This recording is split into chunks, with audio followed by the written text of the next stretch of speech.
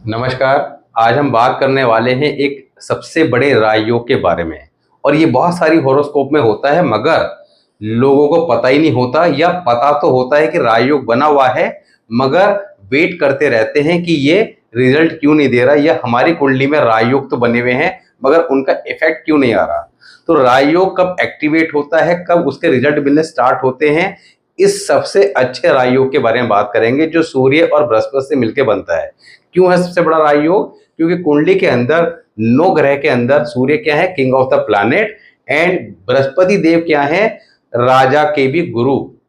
तो राजा के गुरु और राजा दोनों एक साथ जब कुंडली में कनेक्ट हो जाए, अब बात को ध्यान से समझिएगा, कनेक्ट हो जाए यानी कि एक साथ बैठे हों या किसी और प्रकार से आपस में संबंध बना रहे हों, तो यहाँ पर बात करेंगे कि यहाँ पर हम लोग कुंडली के अंदर सीधा सीधा देखते हैं कि भाई मेरी कुंडली में सूर्य और बृहस्पति का कॉम्बिनेशन है या चंद्र और शनि का कॉम्बिनेशन है।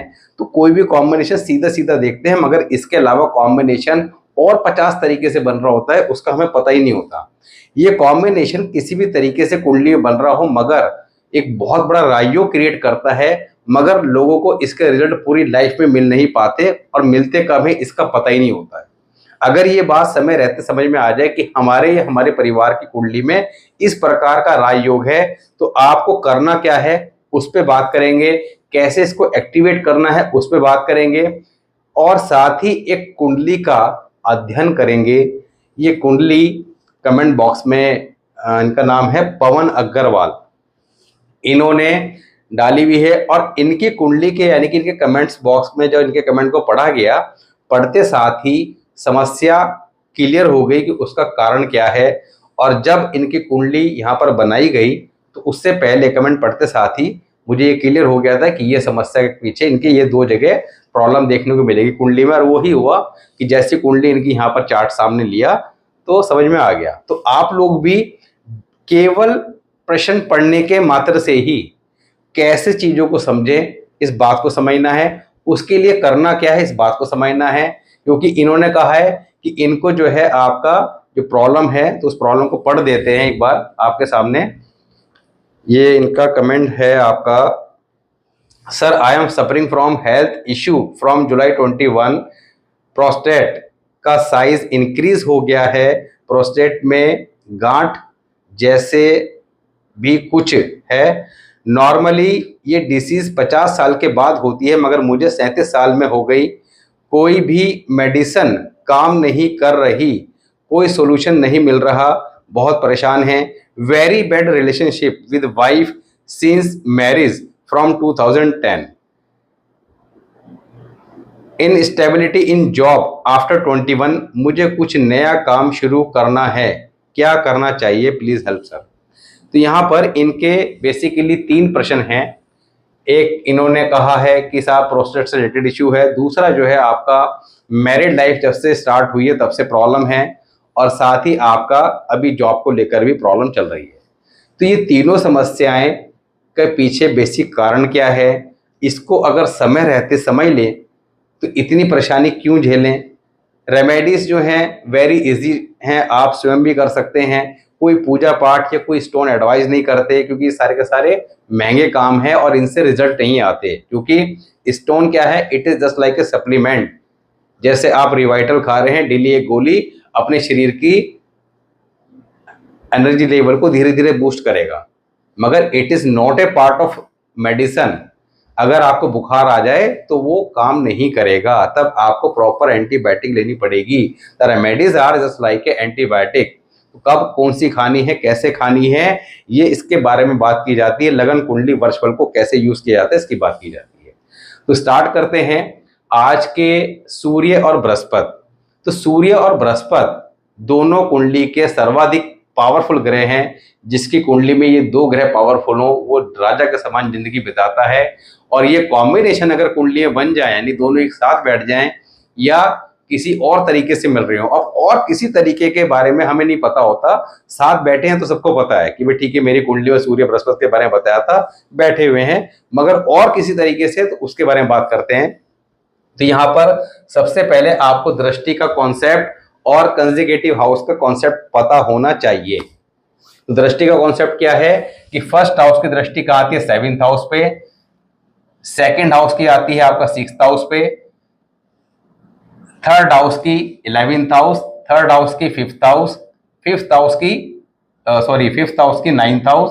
तो ये दृष्टि का कॉन्सेप्ट आपको समझा रखा है, पिछली कई वीडियोस में इसके बारे में बात करी है और इसके ऊपर अलग से भी वीडियो बना रखा है, वहां पर जाकर डिटेल में समझ सकते हैं। जब तक आप बेसिक ग्रामर को नहीं समझेंगे तब तक आप कुंडली के को सही से एनालाइज नहीं कर पाएंगे, प्रॉब्लम की जड़ तक नहीं पहुंच पाएंगे। तो सूर्य बृहस्पति कुंडली में कहीं भी बैठे हो, एक साथ बैठे हो या एक दूसरे के हाउसेस में बैठे हो, अब ध्यान से समझिएगा, एक दूसरे के हाउसेस में, हाउसेस की बात करते हैं तो यहां पर कालपुरुष कुंडली को पकड़ के चलेंगे। कालपुरुष कुंडली क्या है? यहां पर 1 नंबर डालेंगे, यहां पर क्या आएगा? 5 नंबर, यानी कि सिंह राशि, सूर्य का घर कौन सा हो गया? 5th हाउस, दूसरा 9th हाउस। और ये दृष्टि के द्वारा, दृष्टि से कैसे मिलेंगे कि सूर्य या बृहस्पति दोनों में से कोई एक यहां पर हो, दूसरा यहां पर हो तो भी ये मिल रहे हैं, एक यहां पर एक यहां पर तो मिल रहे हैं, एक यहां पर एक यहां पर तो मिल रहे हैं, एक यहां पर एक यहां पर तो मिल रहे हैं, एक यहां पर दूसरा यहां पर तो मिल रहे हैं, एक यहां पर दूसरा यहां पे तो मिल रहे हैं। तो इस तरीके से ये दृष्टि के द्वारा कंसेक्यूटिव हाउस का रूल जब लगाएंगे तो अगर एक यहां बैठा है और दूसरा यहां बैठा है, या एक यहां बैठा है दूसरा यहां बैठा है, यानी कि जिस भी हाउस में एक बैठा हो, चाहे सूर्य या बृहस्पति, उससे नेक्स्ट हाउस में दूसरा बैठा हो, तब भी आपस में मिल जाएंगे। अब ये जब मिल जाएंगे या एक साथ बैठे हो या दृष्टि से मिल रहे हो तो एक बहुत बड़ा राजयोग क्रिएट करते हैं जो जातक को जीवन में सारे सुखों की प्राप्ति कराता है। और जब ये राजयोग एक्टिवेट होता है तो जातक की लाइफ का जो चार्ट है वो ग्रेजुअली ऊपर चलना स्टार्ट हो जाता है। मगर ये राजयोग कब एक्टिवेट होता है, दैट इज इंपॉर्टेंट, क्योंकि जब बहुत सारे लोगों से डेली बात होती है तो आए दिन यही सब चीजें देखने को मिलती हैं। और देखने को जब मिलती हैं तो होता क्या है? वही होता है जो नहीं होना होता। मतलब सूर्य और बृहस्पति इज इक्वल टू मून, सूर्य और बृहस्पति इज इक्वल टू मून, यानी कि सूर्य और बृहस्पति मिलके क्या बनाएंगे? चंद्रमा। What is moon? Moon is child birth, माँ की ममता। चंद्रमा इस क्या है? माँ का कारक, तो माँ की ममता। मून इज चाइल्ड बर्थ, यानी कि ये जो राजयोग है ये कब एक्टिवेट होगा? After the birth of male child, after the birth of male child ये राजयोग एक्टिवेट होगा। मगर मेल चाइल्ड आसानी से ऐसे व्यक्ति के होता नहीं है। तो बहुत सारे केसेस में क्या देखा गया, क्योंकि और भी बहुत सारी कंडीशन देखनी पड़ती है, तो बहुत सारे केसेस में देखा क्या जाता है कि 70-80% में देखा ये गया कि भाई मेल चाइल्ड हुआ ही नहीं। अब व्यक्ति की 50-60 साल की उम्र में वो कंसल्टेशन ले रहे हैं और उनको बताया कि भाई ऐसे ऐसे आपका राजयोग था और ये आपको ग्रोथ आती है, तो मेल चाइल्ड होता नहीं है, तो बताइए। तो उन्होंने कहा यस मेरे है ही नहीं, बिटिया है सिर्फ। तो आपको मेल चाइल्ड कैसे होना था, उसके लिए क्या करना चाहिए था? तो ये बात अगर हमें टाइमली पता लग जाती तो हम क्या करते? उसके अकॉर्डिंग प्लान करते। अब आप कहेंगे ये तो ईश्वर के हाथ में है, कैसे प्लान करते? देखिए, एस्ट्रोलॉजी के अंदर सभी चीजों का कोई ना कोई सोल्यूशन दिया हुआ है, मगर हमें जानकारी नहीं होती, इसकी वजह से हम उन चीजों को नहीं पकड़ पाते। यहाँ पर नॉर्मली देखा क्या है कि जब ये राजयोग कुंडली में होता है तो मैंने बहुत सारे लोगों को देखा कि शादी लेट होती है, यानी कि मेल चाइल्ड जो है उसके होने में किसी न किसी प्रकार का डिले होता है या वो होता नहीं है। तो शादी लेट होना, उसके बाद बच्चा ना होना, या किसी के लड़की हो जाना लड़का ना होना, इस तरह की स्थिति देखने को मिलती है। कोई ना कोई अड़चने आती जरूर है। अब ऐसे में हम क्या एडवाइस करते हैं कि भाई फटाफट, अगर किसी की 20 साल की उम्र है, उसके पेरेंट्स कुंडली दिखा रहे हैं और पूछ रहे हैं कि इस बच्चे के बारे में बताइए, तो जो बता दिया, मगर इसको ये भी बता दिया कि इसका जो भाग्योदय होगा वो after the birth of male child होगा, तो ये इसकी लाइफ में थोड़ा सा चैलेंजेस रहेंगे। आपने क्या करना है? टाइमली इसकी शादी करनी है और शादी करके लड़का पैदा कराना है। अब आप कहेंगे पैदा कैसे कराना है? उसके लिए भी एस्ट्रोलॉजिकल फॉर्मूले को इस्तेमाल किया जा सकता है। तो यहाँ पर एस्ट्रोलॉजी के अंदर फॉर्मूले दिए गए हैं कि आप लड़का और लड़की के चार्ट के अकॉर्डिंग कुछ पर्टिकुलर मंथ और डेट निकाल सकते हैं। उस पर्टिकुलर मंथ और डेट्स में आप अगर बच्चे के लिए प्रयास करते हैं और ऐसे में जब चाइल्ड अगर होता है तो वो 99% हाई चांस होते हैं कि मेल चाइल्ड होगा, और वो भी सर्वगुण संपन्न पुत्र होगा। तो ये बात हमें पता ही नहीं होती है, तो जानकारी के अभाव में हम लोग अपने राजयोग के फल प्राप्त करने से वंचित रह जाते हैं।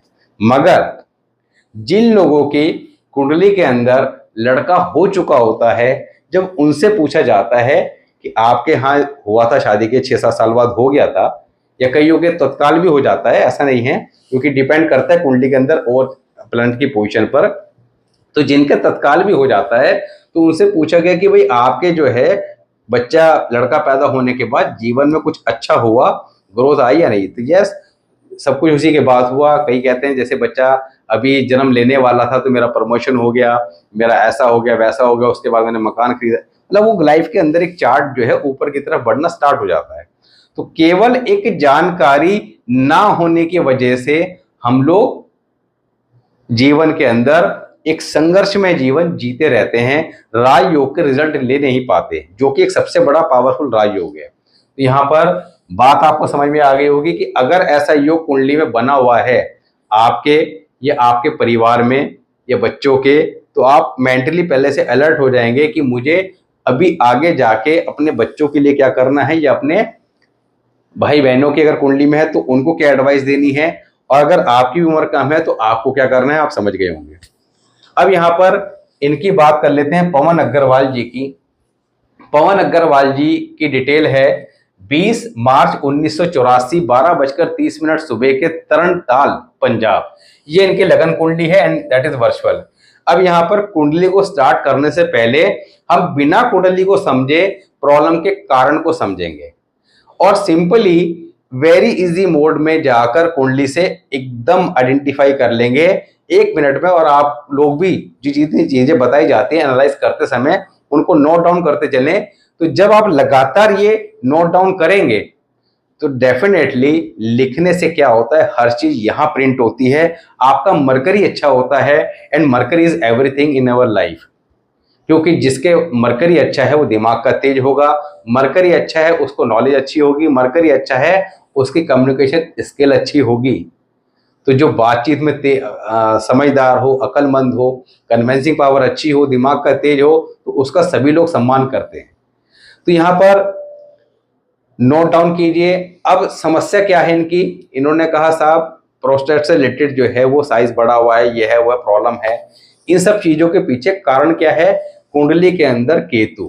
केतु हमारी बॉडी के अंदर हमारे बैक पेन, नी पेन और यूरिन रिलेटेड जितने भी इश्यू होते हैं इन सबका कारक है।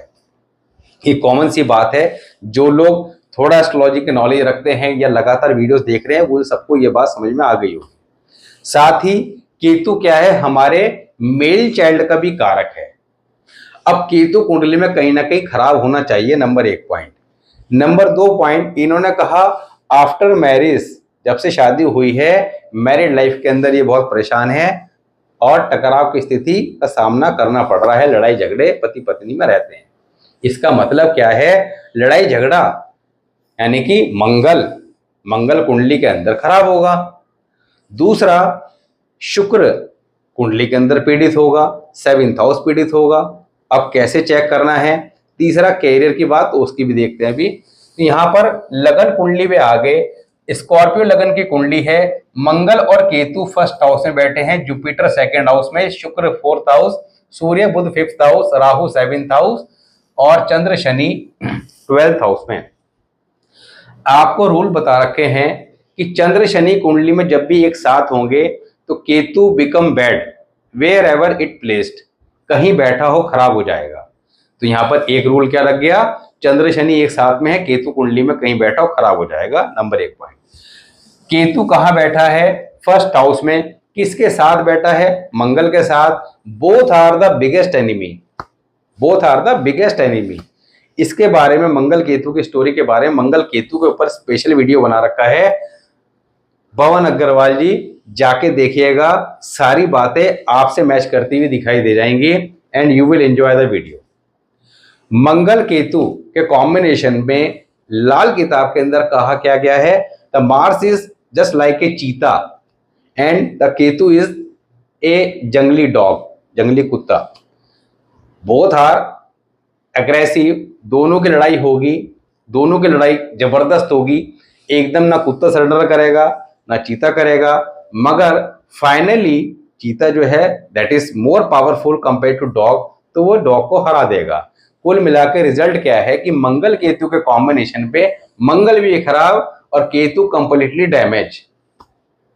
केतु जिन चीजों का कारक है, अभी आपको बताया, कमर दर्द, पैरों में दर्द, औलाद में मेल चाइल्ड की स्पेशली बात हो रही है, यूरिन इश्यू, इन सभी चीजों में समस्या देगा। मार्स खराब हो जाएगा तो मार्स खराब होने पे क्या देगा, एग्रेशन देगा, मंगल बद कुंडली बन जाएगा, तो यहाँ पर जातक को रिलेशनशिप चैलेंजेस का सामना करना पड़ेगा।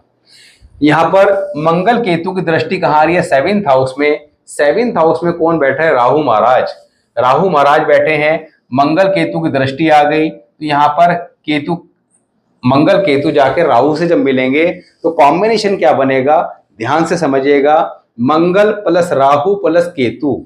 एंड आपको मसनूही प्लैनेट के बारे में जब टॉपिक कराया था, ग्रामर के जो टॉपिक स्टार्टिंग की वीडियो में है, तो वहां पर क्या बताया था, Rahu plus Ketu is equal to Venus. That means you may consider Mars Rahu Ketu is equal to Mars and Venus combination is there in 7th house. And Mars and Venus combination कुंडली में कहीं भी हो, what is Mars, Mars is aggression, Venus is life partner, life partner will be aggressive in nature. Shukra क्या है, 7th house क्या है, हमारी मैरिड लाइफ का, तो यहाँ पे पति पत्नी में लड़ाई झगड़े की स्थिति का सामना करना पड़ेगा और कई बार तो हाथापाई भी हो जाती है। मगर इस कॉम्बिनेशन जो दिखाई नहीं दे रहा है, मार्स और वीनस का कॉम्बिनेशन जो दिखाई नहीं दे रहा है, उसको कैसे ठीक करना है। अब दिखाई दे रहा होता तो शायद कुछ दिमाग में आता भी, शायद इस वजह से प्रॉब्लम है, मगर आप देखिए शुक्र तो 4th हाउस में बैठा हुआ है, माँ तो अकेला है, उसके साथ तो कुछ है ही नहीं। मगर जब इस तरीके से ग्रामर का रूल लगा के चीजों को कंबाइन करेंगे तभी जाके बात समझ में आएगी। तो यहाँ पर आपकी शादी इनसे होती या किसी और से भी होती, आपको लाइफ पार्टनर ऐसे ही मिलने वाला था, तो यहाँ पर किसी का दोष निकालने से फायदा नहीं। अब प्रॉब्लम विपिन अग्रवाल जी में खुद भी है। खुद भी क्यों है, मार्स केतु 1st हाउस में है, ऐसे जातक कि नॉर्मली कोई बड़ा भाई होता नहीं है, ये घर में बड़े होते हैं, इनके बड़ा भाई होता नहीं है, अगर होता है तो जीवन में किसी न किसी कारण दुखी होता है। मार्स जब केतु के साथ बैठ के तो खराब हो गया 1st हाउस में, खुद के स्वभाव में अग्रेशन देगा। साथ ही राहु महाराज किसमें बैठे हैं, 2nd नंबर के साइन में, ऐसे जातक की वाणी के अंदर दोष उत्पन्न हो जाता है, क्योंकि 2nd नंबर के साइन में जब भी राहु होगा वाणी में दोष उत्पन्न करेगा। 2nd नंबर हाउस का कालपुरुष कुंडली के अनुसार कनेक्शन कहां बैठता है, 2nd हाउस से। 2nd हाउस किसका होता है, वाणी का। राहु इज द सर्वाधिक पापी ग्रह, जब वाणी के भाव से कनेक्ट हो जाएगा राहु तो वाणी में दोष उत्पन्न करेगा। जातक के मुंह से निकला हुआ शब्द सामने वाले को तीर की तरह चुभेगा। ऐसे जातक की भाषा में दोष उत्पन्न हो जाता है, जब इनको गुस्सा आता है सामने वाले को खरी खोटी सुना देते हैं। 2nd हाउस वीनस का होता है, मून का भी होता है, मून वहां पे उच्च के होते हैं। ऐसे जातक लाइफ पार्टनर का अपमान करने वाले, गुस्सा आता है सबके सामने इनको सुना देते हैं, तो पत्नी भी गुस्से वाली, खुद भी गुस्से वाले, मार्स वीनस का कॉम्बिनेशन बन गया, तो ये सब प्रॉब्लम तो रहने वाली थी। अब यहाँ पर ये उपाय समय रहते कुंडली को समझ के अगर कर लिए जाएं तो ये चैलेंजेस को हम कंट्रोल कर सकते हैं, उसकी बात अभी करेंगे। तीसरा, कैरियर रिलेटेड चैलेंजेस भी इनके परेशान कर रहे हैं। क्यों कर रहे हैं, इस बात को बड़े ध्यान से समझेंगे। कैरियर के लिए कुंडली के अंदर हमें सबसे पहले किसको देखना है, Saturn. Saturn is directed connected with career and income. क्यों, जब कालपुरुष कुंडली की बात करते हैं तो यहां पर 1 नंबर से स्टार्ट होता है ये हाउस, और ये 10 और 11, 10 यानी कि 10 यहां पे आएगा, जैसे ये कालपुरुष कुंडली है 10 नंबर और 11 नंबर। मकर राशि और कुंभ राशि दोनों के लॉर्ड कौन है, शनि महाराज। शनि महाराज का कुंडली में अच्छा होना जरूरी है, खराब होंगे तो अपनी दशा अंतरदशा में चैलेंजेस देंगे। दशा इनकी किन की चल रही है, सन 2015 से 34 तक किसकी चल रही है, शनि महाराज की। शनि महाराज अब अच्छे हैं या खराब है, नॉर्मली चंद्र के साथ शनि बैठता है तो शनि ठीक हो जाता है, चंद्रमा ज्यादा खराब हो जाता है।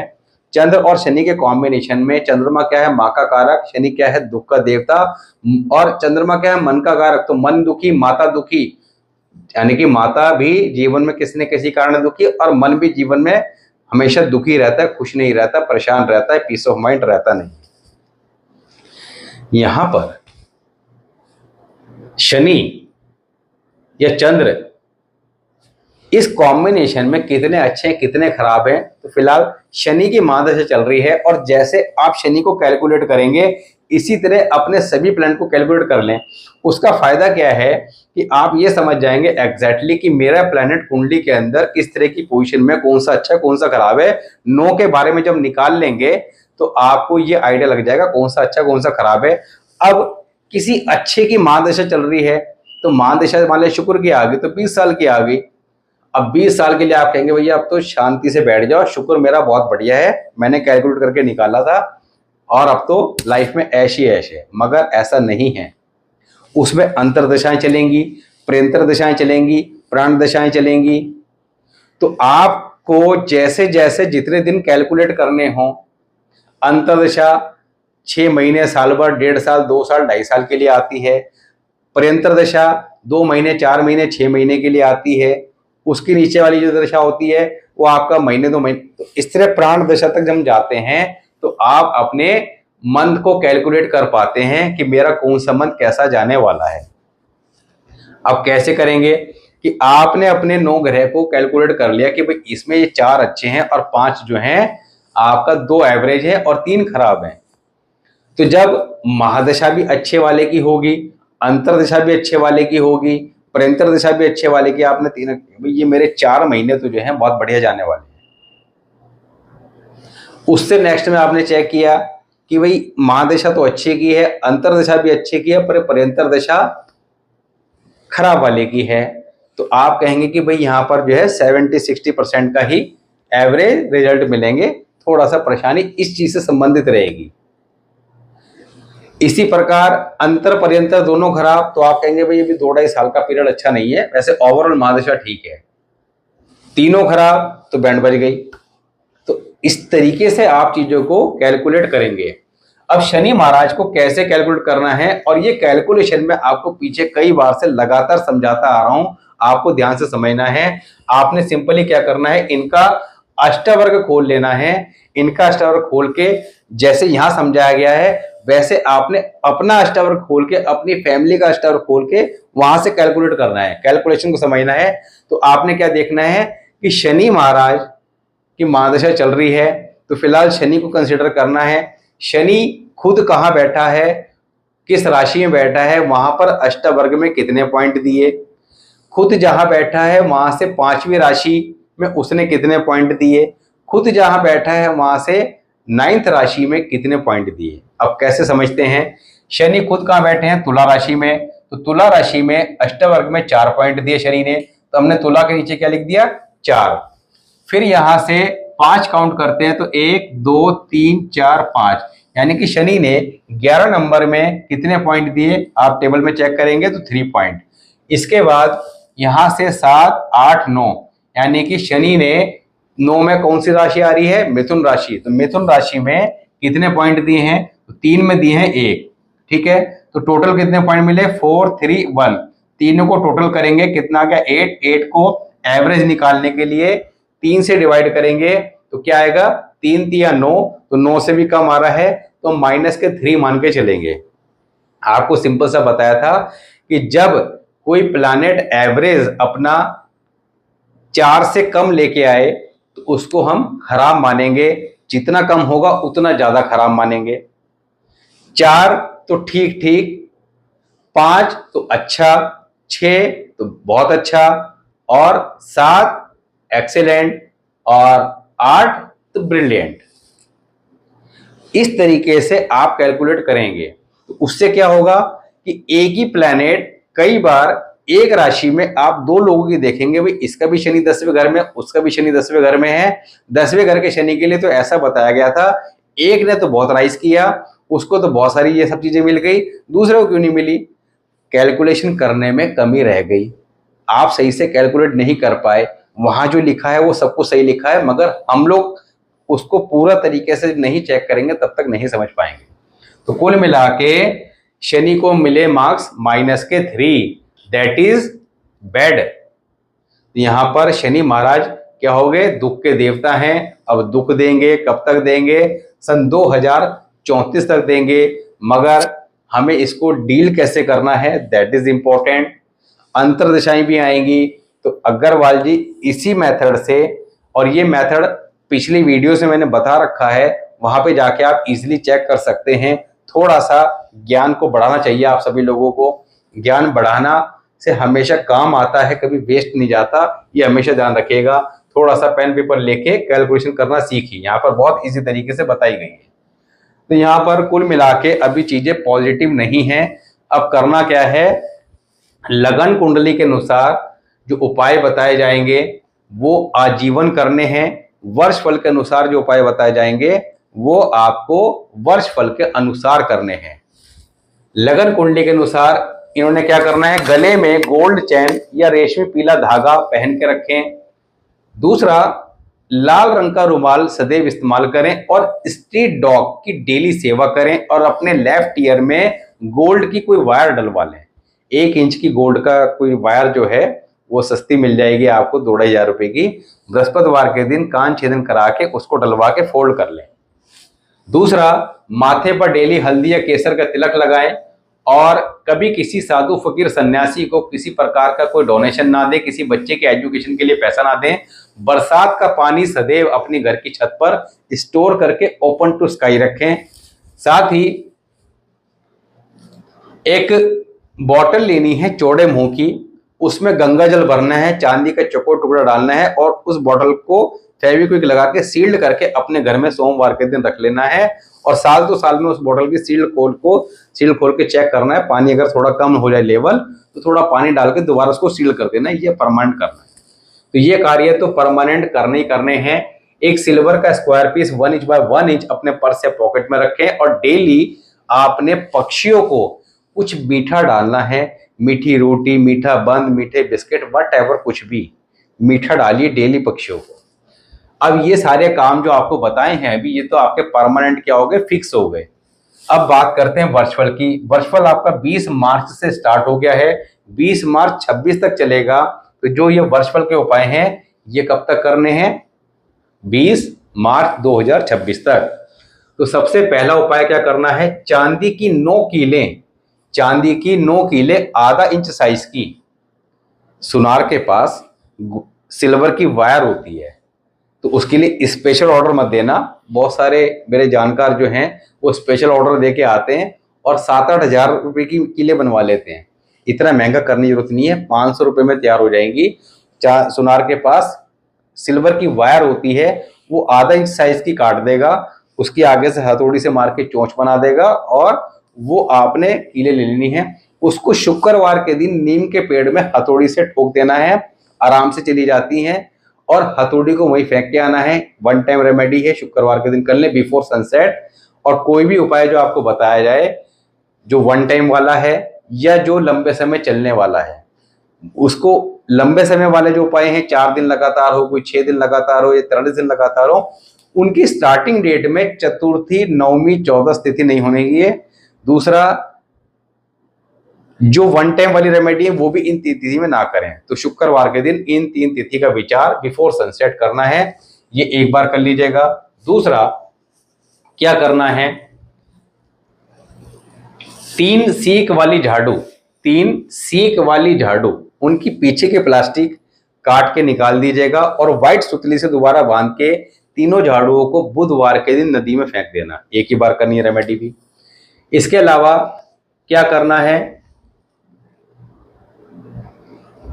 इस साल किसी दरगाह वगैरह पे नहीं जाना। इस साल के दरगाह वगैरह पे वैसे भी नहीं जाना चाहिए, आपको अपने धर्म पे ही जाना चाहिए। दूसरा, 400 ग्राम गुड़ वाली रेवड़ी, 400 ग्राम, बड़ी इंपॉर्टेंट रेमेडी है, ध्यान से सुनिएगा। 400 ग्राम गुड़ वाली रेवड़ी 43 दिन लगातार जल प्रवाह करनी है, मंगलवार से स्टार्ट करके। जिस दिन मंगलवार से स्टार्ट करें, चतुर्थी, नवमी, 14 का विचार अवश्य कर लेना। जब 43 दिन वाला उपाय करें, बीच में अन्य कोई उपाय मत कीजिएगा। ये 43 दिन लगातार करें। बीच में अगर छूट गया तो आपको 1 हफ्ते का गैप देके इसको दोबारा स्टार्ट करना पड़ेगा, इस बात का ध्यान रखिएगा।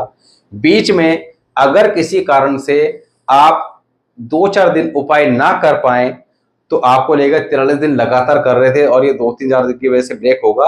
ऐसे में आपका ब्लड रिलेटिव, आपके बच्चे, आपके बहन भाई, आपके माता पिता, ये ब्लड रिलेटिव कैटेगरी में आते हैं। तो ये उपाय आपका नाम लेके कर सकते हैं कि ये उपाय मैं अपने फादर के लिए करने जा रहा हूं, इस तरह कह के। तो ये 43 दिन लगातार कीजिए। इसके बाद क्या करना है, माथे पर डेली दूध का तिलक लगाना है वर्षफल के लिए। और 43 दिन लगातार यानी कि गुड़ वाली रेवड़ी वाला उपाय करने के बाद फिर 4-5 दिन का गैप देके बृहस्पतिवार से 43 डेज 200 ग्राम चने की दाल मंदिर में दान कर देना। ये भी सूरज छिपने से पहले ही करना है। तो ये उपाय इस प्रकार करें, इन्हें करने से आपको अवश्य लाभ होगा। शुक्रवार को दही कपूर मंदिर में देते रहें। तो ये शुक्रवार को दही कपूर वाला वीकली है, इसको आपने या इसको ऐसे कर लीजिएगा, शुक्रवार के शुक्रवार 2 किलो आलू बॉइल्ड कीजिएगा हल्दी डालकर और उनको किसी काली या भूरे रंग की गाय को खिला देना। मगर जब ये 43 दिन वाले उपाय चलेंगे तब इस बीच में ये उपाय नहीं करना।